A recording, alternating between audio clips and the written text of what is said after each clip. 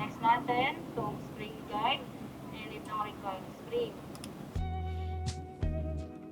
Try naman natin ngayon maglinis ng linisin yung baril. Ginamit ko kasi ito kahapon eh.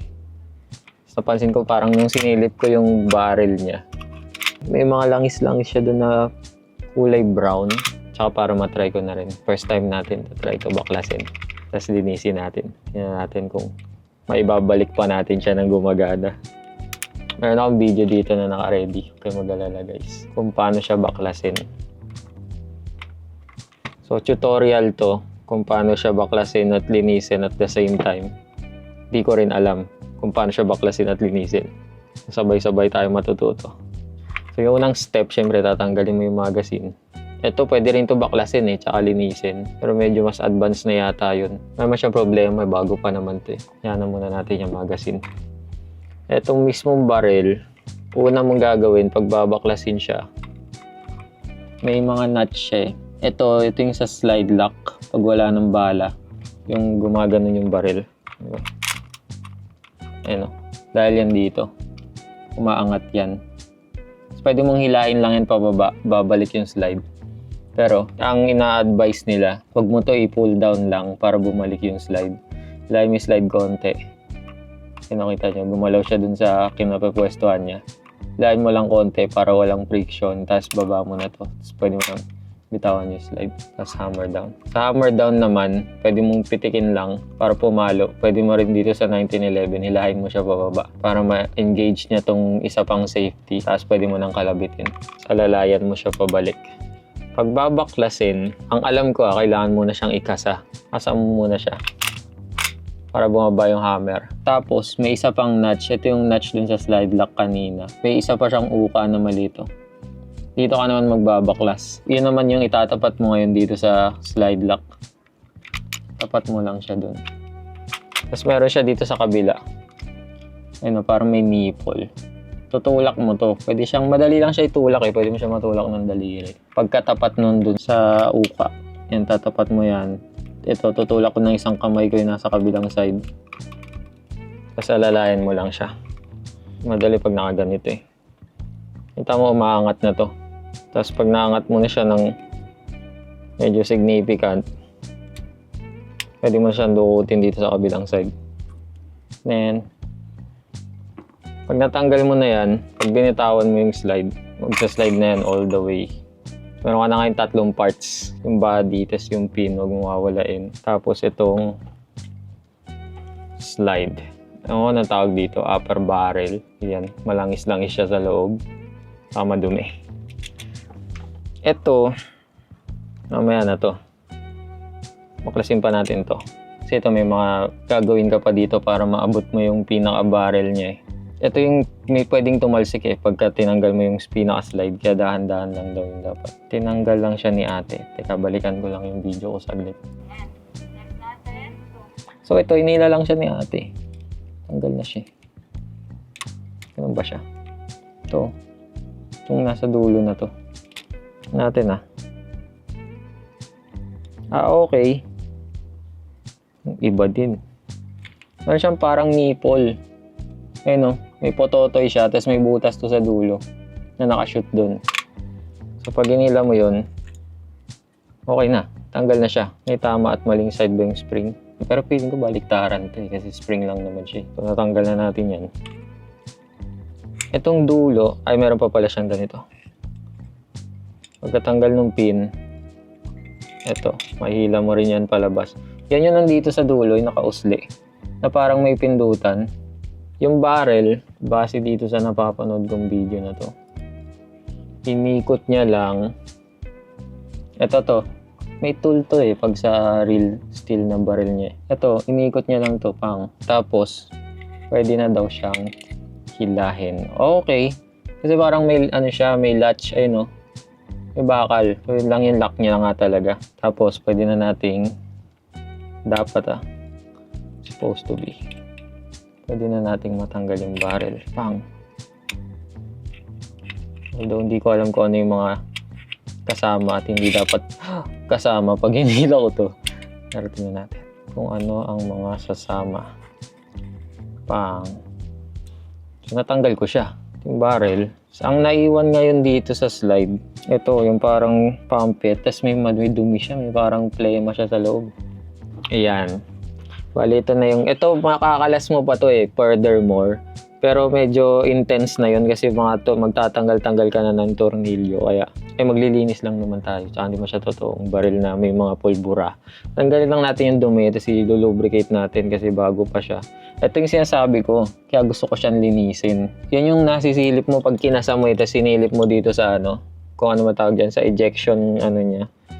Tapos nasisilip ko siyang dumi niya. Para siyang may lupa-lupa na langis na hindi ko maintindihan. Tingnan pa nga natin. Yung hop-up niyan dito rin, parang may gear. Gear siya dyan, Yun yung hop-up para lumalayo yung bala. Alam ko yun yung main purpose nun. Ito, nadudukot pa yan. Pero may tatanggalin pa ng tornilyo dyan eh. Tignan nyo, pag hinila ko to. Umaatras siya. Tapos may parang bronze ba yan? O brass na tubo sa loob. Yan yung inner barrel. Pwede pa natin siyang ihiwalay dito sa outer barrel. Tatanggalin mo lang yung malit na tornilyo na yun. Yung malit siya na tornilyo dyan. Tapos may lock siya dito sa kabila. Tumatama, di ba? Yung itim. Tumatama doon sa silver. Kaya pag tinanggal ko yun, mahihila ko na yan, matatanggal ko. Pero dahil lilinisin lang naman natin siya, hindi ko na kailangan tanggalin yun. Okay na yan na ganyan. Eto, may napansin ako doon sa parang piston niya eh. Hindi ko alam kung normal lang ba yun. Kung alam nyo, kung normal ba yun, napapanood mo to sa YouTube. Sa tingin mo hindi normal yun, comment ka nga para matanong ko dun sa Actually, gusto ko siyang picturean eh. Kita niyo yan? Yung parang na yan, pump. Pag tingnan mo siya sa side na to, malinis yung profile niya eh. Yung dulo ng parang piston. Pag sa loob, sa ilalim, diba parang may mga uka. Tinitingnan ko siyang maigi kung bali ba siya. Mukha ba siyang bali? O ganun lang talaga siya. Kasi hindi perfect yung mga edges. Kaya parang isipin mo, ano to? Nabali ba to? Pero mukhang hindi naman. Kasi mukhang wala naman ditong mga debris or something. Yung sa inner barrel niya pala, na-discover ko dahil binaklas natin. Bakal pala siya, guys. Ina-expect ko plastic to eh. Itong itim na to. Halos lahat bakal. Hanggang dun yung parang hop-up system niya, yung inner barrel. Bakal-bakal siya. Ito rin, puro bakal yung sa pumpit na spring. Ang plastic lang talaga, ito, yung nasa slide. Kung saan pumapalo yung hammer. Actually, mismong pinapalo ng hammer, bakal din siya. Yung parang nipple. Pero ito, yung parang piston niya. Yun lang yung plastic. Pero hindi naman siya mukhang cheap plastic. Mukha siya matatag na plastic. Natag natin yung mga parts. Siyempre, pipicture natin yan. Pang post-post natin sa mga social mediahan natin. Gusto nyo bang aralin ko paano ito baklasin tsaka buuin ng mabilis? Sabihin nyo lang. Nakakakita ko nun, may mga gaganyan ka po. Tapos bubuuin mo, pang. Tapos ako timingan nila yun. Ito na rin halos kasi yung parts nung totoo eh. And so, ayan na yung natin. Tingnan natin yung bait. Ito, yung pinaka-barrel. Kababa yung hammer. Hindi ko alam kung kailangan ko ba itaas. Yung barrel. Yung recoil spring ata to. Tapos ito, tube. Hindi ko alam. Yung pin, tsaka isa pang tube. Lock siguro. Tapos yung slide. Then yung magazine. Lilinisan din natin konti. So ayun, umulan. Sana hindi maingay sa audio yung ulan.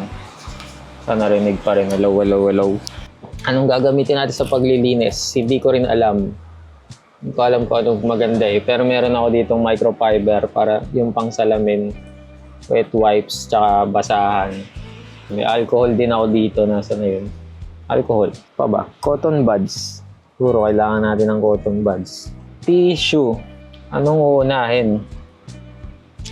Gawin na lang natin from left right ko, left nyo to right. Na natin sa magazine, wala naman akong kailangan masyadong linisin dito. Ang gagawin ko lang dito, siguro pupunasan ko para matanggal yung mga dumi.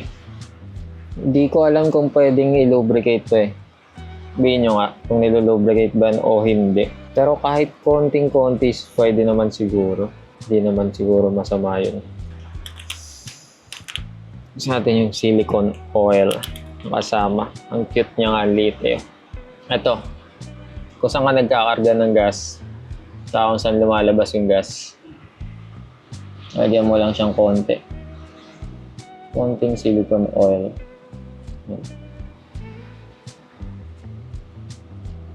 So, cotton buds natin siya ngayon para malinis siya. Dadamay na rin natin yung paligid niya siguro. Ito parang gusto ko talaga siya i-lubricate eh. Para smooth yung up and down nung spring. Hindi ako sure kung okay lang ba yun eh. Punasan na lang natin. Okay na yan. Next natin yung slide. Ito isa sa pinakamadumi. Tissue. Para hindi rekta dun sa bakal, sa tissue ko na lang isa-spray yung alcohol na panglinis. Tapos punasan lang natin siya. Ano? Yan yung dumi. O, diba? Inaisip ko, matagal ko nang gusto bumili nito eh. Kasi kapag bumili ka niyan, anong gagawin mo dyan? Hindi ka naman lagi makakapagpaputok niyan kasi medyo maskandaloso siya. Maingay din siya eh. Guys, actually, yung gas blowback pala. Pag di mo alam, akalain mo totoong baril yung pinapaputok eh. Siguro mga 10% lang nung feeling tsaka nung tunog nung totoo. Pero maingay din siya. So, hindi mo siya lagi magagamit. Pero naisip ko, kaya ito yung kinuha ko, yung classic na 1911 kasi maganda siya yung pang display. Bala ko talaga ito yung pang display lang, hindi yung pang competition talaga na pambanatan. Tapos, mahilig talaga ako sa mga classic na weapons, mga Garand, yung AK. Mas gusto ko yung AK SM4. Yung mga bakal-bakal tsaka kahoy-kahoy. Tsaka feeling ko, nakaka-chill din na linisin siya eh. Maglinis ng baril. Feeling ko yung mga totoong baril, pag bumili ka ng totoo, hindi mo naman lagi mapuputok yun eh. Gusto mo lang chill time. Kuwari ngayon, Monday ngayon. Pero kasi ako yung trabaho ko, US, PST yung time. So sa, kuwari ngayon, alas 3 ngayon 3 p.m. dito sa Pinas. Sa kanila sa US, Sunday pa yan, mga alas 12, alauna, hindi mo pa kailangan magtrabaho. Ito, habang nagpapatay ako ng oras, hinihintay ko mag-Monday sa US para magsimula ulit ako sa trabaho. Sana naririnig yung mic kasi lumalakas yung ulan. So, linis muna akong baril. Yun yung parang langis ba to? Kulangot pero hindi ko siya trip. Grasa ata to. Kailangan ba siya ng grasa dun? Pero alam ko pwede mo ito palitan ng petroleum jelly. Tandaan na lang natin na may grasa tayong tinanggal dyan. Dito sa parang groove na part na to. Palitan ko na lang yun ng petroleum jelly na mas malinis. Ngayon nga, yung sinasabi ko, nakaka-relax maglinis ng baril pala. Tingin ko okay na to. Ito ay isa ko natutunan sa kaka-YouTube ko. Pag wala kayo nung grasa na pang ganito, pang mga airsoft, kasi may specific na grasa pa sila na ginagamit dito eh. Hindi pwede yung grasa na pang motor tsaka pang bearings eh. Eto, petroleum jelly. So yun, yung kaninang part na tinanggalan natin ng parang grasa, yun yung ito. Kasi ito yan eh. Ito yung kapartner niya, no? Yan yung nagkikis-kisan dyan, yung barrel. Siya yung nag-hold in place dun sa barrel. Kaya may parang grasa siya. So, papalitan natin ng petroleum jelly. Pwede rin daw to sa sa slide. Pang lubricate ng slide. Yung basta yung mga parts na nagkikis-kisan. Para smooth yung niya. Yung slide. Tingnan natin mamaya pag binuo na ulit natin. Kung gaano ka-smooth. Lagyan na lang natin ng silicone oil. Although hindi natin siya papatakan directly. Parang manipis na layer lang ng silicone oil dito sa mga ibang parts na to. Sa piston parts. So, lalagay ko na yung silicone oil ko dito. Tapos, i-spread ko lang siya. Hindi nyo kailangan kapalan yung silicone oil. So, ayun, tingin ko okay na ako dito sa slide. Linis na siya. At well lubricated. Next, yung pin. Ito, wala naman to. Pupunasan lang natin to ng ating tissue and alcohol combo. Tapos, ganun lang ulit. Nalagyan natin ng lubrication yung mga bakal na parts. Pati yung part na mismong dumidikit doon sa barrel. Huwag masyadong madami. Sapat na yung sakto lang. Pwede na yan. Okay na tayo dyan sa pin. Ito, ising ko lang din, punasan ko ng tissue. Ito yung loob nito. Nandito naka yung recoil spring. Nakasundot siyang ganun. No? Pang ilinisin lang din natin yan. Hugutan natin ng tissue. Siguro sa loob. Para malinis yung loob. Hindi ko na rin ito masyadong lalagyan ng lubrication. Konting silicone oil lang sa loob. Para yung mga nagkikiskisan. Yung spring tsaka yung mismong bakal na to lang naman yung nagkikiskisan dyan. I-cotton buds lang natin ng silicone oil sa loob. Okay na rin yan. Ito yung mismong lock niya. Isin din natin. Yung trabaho lang naman na ito, i-lock yung recoil spring eh. Ito, yung lock, tsaka yung ring, outer ring. Lagyan ko ng petroleum jelly yan. Kasi yan, nagkikiskisan yan dun sa dito. Sa dulo na ito. Lagyan natin ng konti yan. Para na rin meron siyang parang petroleum jelly na seal. So, parang hindi papasok yung mga likabok. Diba? May sense naman yun, diba? Guys. Freestyle lang tayo, pero syempre may kasamang IQ. Napansin ko rin kasi sa airsoft, pag nanood ka sa YouTube ng mga tao na nag-airsoft, mga pros, mga veterano, minsan iba-iba din sila ng opinion eh. Kanya-kanyang trip lang din kayo eh. Paano mo halagaan yung mo, yung airsoft mo. Katulad yung sa isin din natin yung spring. Yung sa paglalagay ng gas, meron dyan yung iba sabihin 3 seconds, yung iba 5 seconds. Yung iba naman, konti lang, 1 second or wala pang 1 second. Pero every time na maglalagay ka ng BB, maglalagay ka rin ng gas. Yung 5 seconds kasi parang lagay ka gas. 5 seconds, putok-putok ka. Dami siyang gas. Tapos lagay ka lang ulit ng bala. Putok-putok ka ulit. May gas pa rin siya. Kasi 5 seconds yun nilagay mo eh.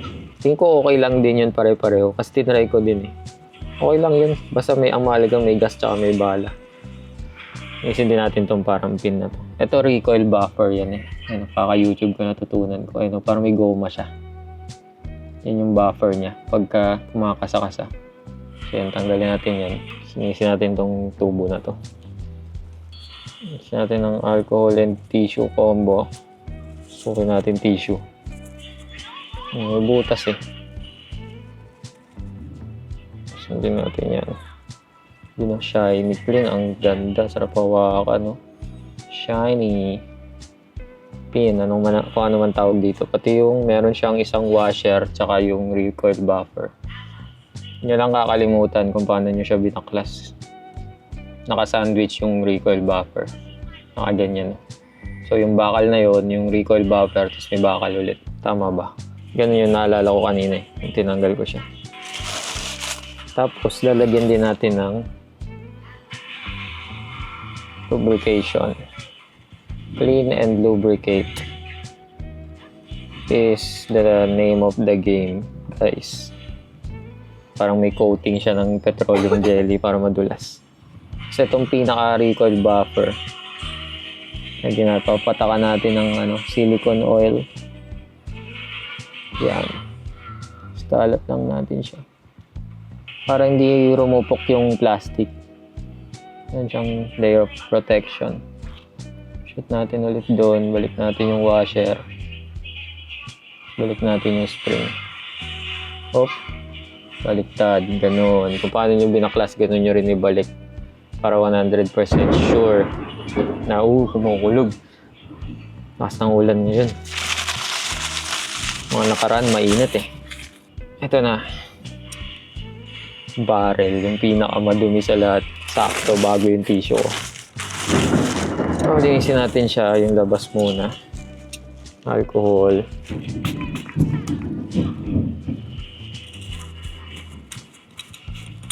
Mas punasan ko lang.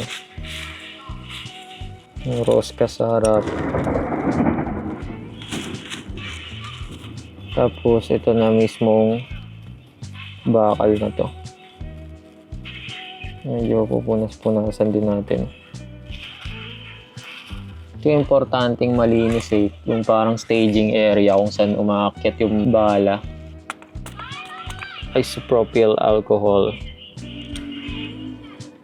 Natin, parang meron siyang rampahan ng bale. Ano? Paakyat. Nasan lang natin. Ng cotton buds. Natuwa naman ako na bakal pala to kasi in-expect ko plastic to eh. Tapos nag-aalala ako at baka kakapalo-palo ng piston. Eventually, babasag din siya. Parang isa pellet gun ng ano. Alam niyo yung pellet gun ng mga bata tayo, yung isang putok isang kasa.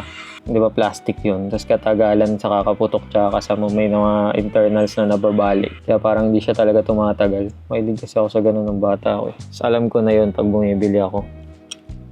Kada December. Pag nakapamasko ako, bibili ako ng pellet gun. So, alam ko na yun, hindi tatagal to. Saglit lang to. Pero sayang pera ko dito, pero gusto ko to eh. Feeling ko to. Kasi ito bakal siya. So, parang mukha naman siyang matibay sa mga nakikita ko sa parts niya. Tapos, kasya ba to? O, yun. Sundot-sundotin niya lang ng cotton buds na may alcohol para malinis siya. Diba? Parang naglinis lang ng tenga. Hanggang saan ba umabot yun? O, hanggang dito. Yan nyo. Pag sinundot ko to dito, hanggang dito siya abot. Yung sa kabilang side, hanggang dito. O, cover mo na yung buong barrel. Okay na siya sa isang cotton buds lang. Na kailangan pang... Pero may nabibili ata ng mga panglinis ng barrel. Siguro pag rifle, kailangan mo yun. Yung talagang panundot ng barrel. Pero ito, ready na to. Tapos masisilip mo siya actually, ano. Ayun o, kita nyo. Okay na yan. Balik tayo sa cotton buds natin na pang lubricate. Kasi may nakita ko dito, ano, may mga kasakasan na part. Pag ganyan, nagtikis-kisan yung bakal niyan. Lagyan natin din yan ng petroleum grasa. Lagyan lang natin yan. Para smooth operator. Kaya siguro maganda rin na mabaklas mo tong inner sa outer barrel eh. Siguro every few months tuwing lilinisin mo siya. Ito kasi bago pa naman to eh, so hindi ko pa babaklasin. Pero pagkatagalan siguro, kalasin mo rin yung inner sa outer barrel para malagyan mo ng grasa yun, yung loob nito. Kasi nagkikis-kisan din yan eh. Diba? Tapos, hindi na natin lalagyan ng silicone lube yung ano, yung mismong barrel. Okay na rin tayo sa barrel. And ito na yung pinaka big boy na part. Mismong katawan ng barrel. Ganun lang din ulit. Ang kalat na. Teka, linis tayo konti. Taas na ng ulan lalo. Yan. Nakakalimutan ko sana ayos yung tutok ng camera, no? Masyado akong naaliw sa paglilinis. Tsaka pag dadaldal, nakakalimutan ko yung camera ko kung nakatutok pa ba sa pinapanood nyo. I am sorry. Dumi ng hammer. Iyan na natin siguro. Hammer down.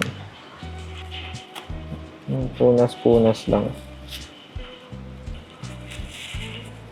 Yan yung magwela ata tawag dito eh. Basta kung saan yung magazine sumusundot. Isin din natin yan. Tapos yung microfiber pang finishing ng everything. Ang ganda rin na nililinis mo siya from time to time. Tulad nito, ang dami ko natututunan. Ganun pala gumagana yung parts na yun. Nakita ko nung binaklas ko nilinis. Pero siguro someday babaklasin din natin to para maintindihan natin kung paano siya gumagana. Yan, okay na rin ako dito. Buuin na natin ulit. Joke. lubricate pa pala natin yung mga parts niya. May silicone oil. Konti lang. Nalagyan ko yung mga parte lang na nakikita kong mukhang kakailanganin niya nun.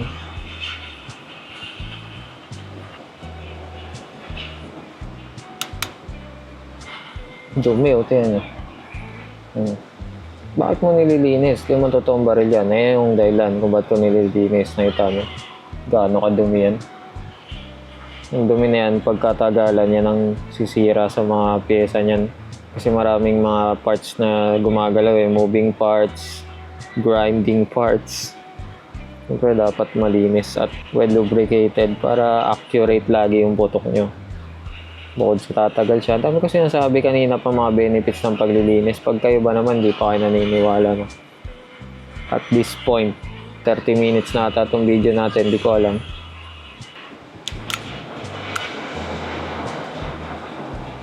Yan. Tapos ito yung sinasabi nila na maganda i-lubricate talaga dyan lagi na part to. Ayan. Kung saan kumikis-kis yung slide, no? May mga singit-singit pa yan sa gilid. Yan. Yan, maganda yan, well lubricated para smooth yung play ng slide mo. Tsaka hindi siya laging nag-grinding. Kasi pag nag-grinding siya, syempre nauubos yung bakal-bakal dyan na nagkikis-kisan. Ito yung slide. Yan, kumikis-kis dito. Uminipis, tapos lumalaki yung play. Pag ginagalaw-galaw mo yung baril, umiingay. Alam nyo kanina ko natutunan yan? Kay Redman Airsoft ulit. Actually, naalala ko, hindi ko ata sinicone oil yung isa. Yung slide. Dito, kung saan siya kakaskas sa mismong shit. Ito, feeling ko mahaba kasi yung pwede kong rektahan to, feeling ko. Mahaba kasi yung lalagyan mo. May ano siya, may groove. May groove siya sa loob. Yung kung kita nyo, hanggang sa likod. Lalagyan na ito. Ganda natin yan. Yan yung kumakalso dito sa part na to. Tapos, lagyan din natin ng petroleum jelly. Itong petroleum jelly, natutunan ko lang din to. So, kung gagawin nyo to guys, at your own risk. Huwag nyo sabihin sa akin yung natutunan kasi hindi ako professional. Saka hindi ako matagal na nag-airsoft. Di ko alam yan. Pero sa tingin ko, okay naman siya. Tsaka ito, tinetesting natin sa mismong baril ko. Tingnan natin kung ano magiging long-term effect niya. Tingin ko wala naman. Medyo punasan lang natin yung mga sobra. Meron pa pala akong ipe-petroleum jelly. Yung butas kung saan lumulusot yung pin. Ito. Yan. Kabilaan yan. Punasan ko lang yung mga sobra. Yan. Anong balak ko sa YouTube na to? Bakit ako gumagawa ng video ng airsoft? Wala lang, kasi may airsoft ako. Bumili ako gusto ko Tapos, share ko lang din sa inyo. Tingnan natin, may nagyaya nga sa akin maglaro sa Sunday dito lang din sa Cavite. Tapos, di ko pa alam kung magbi-video ako, kung sipagin ako. Ang hirap kasi mag-edit Parang nasi-share ko rin sa inyo yung sabay-sabay tayo matuto mag-airsoft, guys. So, okay din siya na hobby. Magastos siya pero at least di ka nagda-drugs. Ang ayoko lang pala dito napansin ko sa Winan 1911, yung trigger niya may up and down na play. Hindi fit yung trigger sa mechanism niya. So lubricate pa natin yung ibang natitira. Lumalagkit ba ang petroleum jelly pagkatagalan guys? Alam ko hindi naman So sa tingin ko okay siya Tignan ko ito. Tignan ko rin yung flat side niya. Kung ano yung tumatama dito sa flat side ng barrel. Tapos punasan ko yung sobra. I think okay na to. Ito ba? Parang na-excite tuloy ako. Ano kayang feeling ikasa nito pagkatapos kasi bagong linis at bagong lubricate lahat. Sarap siguro ikasa nito. Yan, assemblein na ulit natin siya. Medyo tinask yung camera para, ewan ko, siguro mas gumanda yung view nyo nung pag-assemble natin ng barrel. Yan natin. Baba natin yung hammer para straight siya. Paano nga ba natin to binaklas? Yung barrel muna. Shoot natin dito. Kung saan natin siya inugot kanina. Pag ganun ulit. Tama ba? Yun. Pag ganito natin siya inugot kanina eh. Shoot natin. Hanggang dun sa dulo. Parang meron siyang paglalakan dyan. Yan. Tapos, ibalik natin tong lock niya. Shoot lang natin yan dun. Then, dapat naka-side. May umbok na part, may notch. Shoot lang natin sa gitna. Tapos, pag binalik ko yan pa ganun, maglalak na yan. Hindi na siya malalaglag. Oh. Yan yung pinaka-lock niya. Parang bubuin niya yung bilog na yan. Oh. Yan yun. Ang next natin ito. Yung parang may pindutan sa dulo. Dito yan sa butas na yan. So, shoot lang natin siya dyan. Pang. Ito siya. Umusli siya dito sa dulo. Pag hindi ito nakadiretso, hindi nakaayos, hindi shoot yan ng ganun. Siya naman, housing siya ng recoil spring, tapos pinipigilan niya rin at the same time tong pinaka-barrel mo na matanggal sa pwesto. So, pinipigilan niya umikot to, yung kung ano yung pinunlock natin dun sa barrel. Shoot natin yan dun. Tapos, yung recoil spring. Shoot lang din natin siya dito sa butas ng... Parang may pototoy siya. Yan. Ito niyo ba? I-shoot ko lang yan dun. Pang. Hindi ko alam kung lahat ng 1911 ganito. Pero yung iba kasi wala yun. Yung parang notch na yun sa dulo. Kaya pwedeng tumalsik pagka baklas mo. Ito ang ganda kasi hindi siya tatalsik dahil may ganun siya. May parang locking mechanism siya. Tapos okay na ngayon to. Okay na yung pinaka slide natin. Balik na natin siya dito sa barrel. Tanya may mga groove yan dyan sa dulo. Ayan o. Na magmamatch dito. Dito sa groove ng barrel. Yan lang yung kanal dun sa dulo. Tapos parang medyo may sasabitan yan dito eh. Ito. Ayan o. Kita nyo. May dalawang bakal na sumasabit. Sa hammer. Di ako sure kung sa hammer ba yan o sa safety. Pero huwag kayong mag-alala. Lalampasan nyo lang yung pagsubok na yan. Ayan o. Tutupi mo lang siya sa ilalim doon. And then, pasok na siya. Kasi ganun ulit. Tapat mo lang siya, tapos balik na natin yung pin niya sa tamang pwesto. Kiklik yan eh. Pag sinut mo na sa tamang pwesto na siya, ano, click mo lang siya in place. Tapos syempre, dahil hindi ka pa sure kung naibalik mo ng tama, daan-daan mo lang ibalik yung slide. Bumalik naman siya ng maayos. Okay na siya. Ang sarap niyang ikasa pag bagong linis. Ang dulas. Okay na guys. Punasan natin. Ulit. And then finally yung magazine. Pero hindi ko pa ito i-insert kasi hindi ko naman gagamitin. Kaya okay na. Sarap niyang ikasa pag bagong linis. Alright. Yun lang. Sana natuto kayong magbaklas niyan. Malinis na siya. Itatabi na natin siya sa pwesto niya dun sa taas. Buyers.